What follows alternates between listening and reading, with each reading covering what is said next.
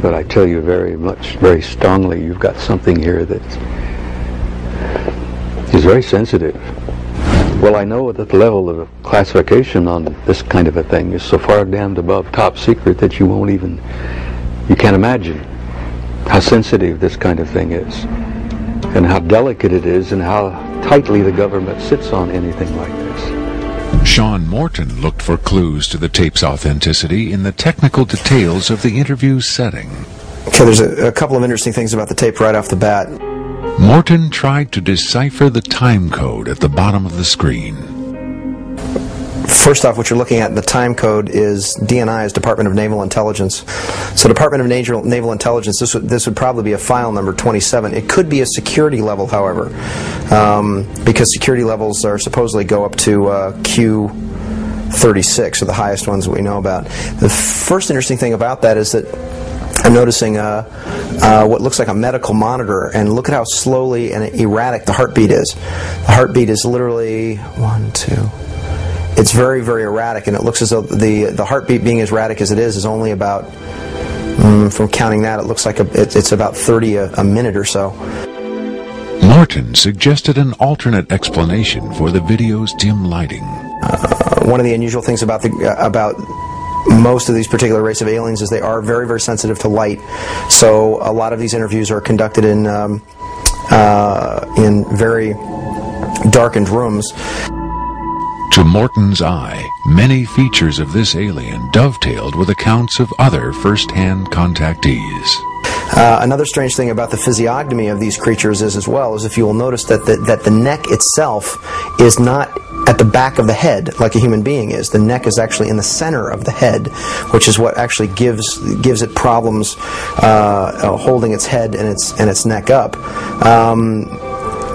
Whatever this is, it's being taken. The interview is actually being done through a piece of glass, which is probably something somebody faking the photographs probably wouldn't think about.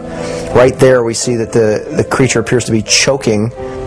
The dark eyes, in many cases, are actually a form of lens that guards the creature against untoward sunlight. It's a remarkable piece of footage. I mean, it's very, very, very, very interesting. If it's a hoax, it's very well done. If it's not, then I would say it's probably revolutionary. Another expert who was asked to examine the tape was Michael Hesseman, one of Europe's leading UFO researchers and author of the international bestseller Beyond Roswell. When I got the first information about the alien interview footage, and when I saw the first picture, I said there might be a connection to a real incident. Hesseman was intrigued both by the alien's appearance and by Victor's claim that the being arrived at Area 51 in 1989. If it is authentic, it might be the most significant film ever published, ever shown on television. For several years now, Hesseman has been investigating reports that the South African Air Force shot down a flying saucer in the Kalahari Desert in 1989. According to Hesseman's sources, 2 survivors were retrieved from the downed saucer. One was sent to Wright-Patterson Air Force Base in Ohio, and the other to Area 51. The extraterrestrial in Victor's tape bears a striking resemblance to descriptions of the Kalahari ET. And the timing of its appearance at Area 51 is consistent with the South African incident. If you see the drawings we have of the Kalahari alien and the descriptions we have, it seems to be the same being. And the Kalahari incident puts the alien interview footage into a context and gives it at least a probability that it might be real. It might be the real stuff, we just don't know. Whitley Strieber, best-selling author of Communion, claims to have had numerous personal contacts with alien beings. He has become the de facto spokesman for the growing number of people who claim to have been abducted by extraterrestrials. The nationally syndicated television program Strange Universe asked Strieber and several other abductees to view the alien interview tape.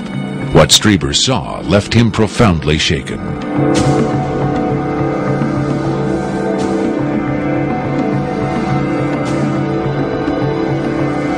Strieber would not agree to be interviewed on camera for this program, but on Strange Universe, he had this to say.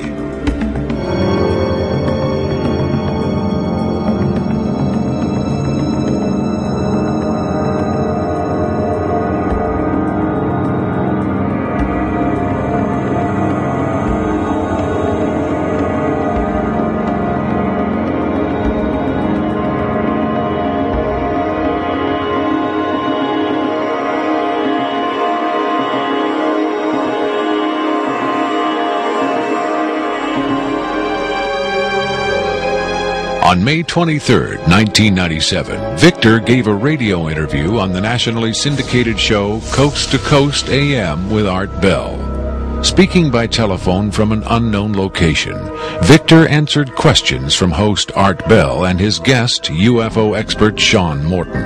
From the Kingdom of Nye, Coast to Coast AM continues with Art Bell. It is going to be a very interesting morning. Let's see if we've got Victor on the line. Victor, are you there? I'm here. Welcome to the program, Victor.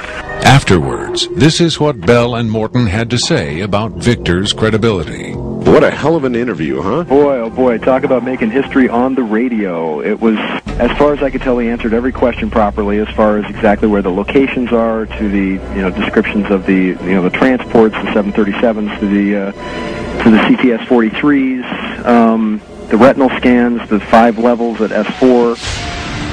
A veteran of countless controversial interviews, Art Bell still found himself impressed by his encounter with Victor.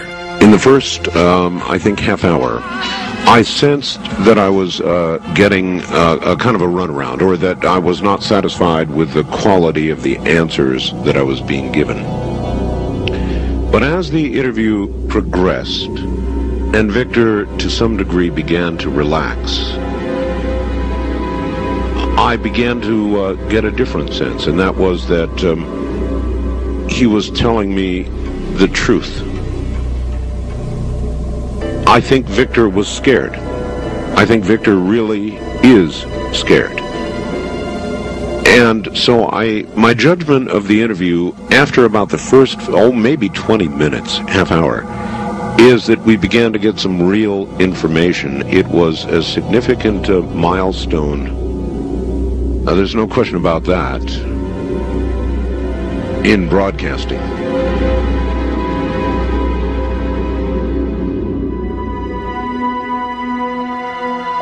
If the government has really been in contact with superior aliens, wouldn't we see some evidence of it? For instance, amazing new scientific discoveries. Limitless free energy? A cure for cancer?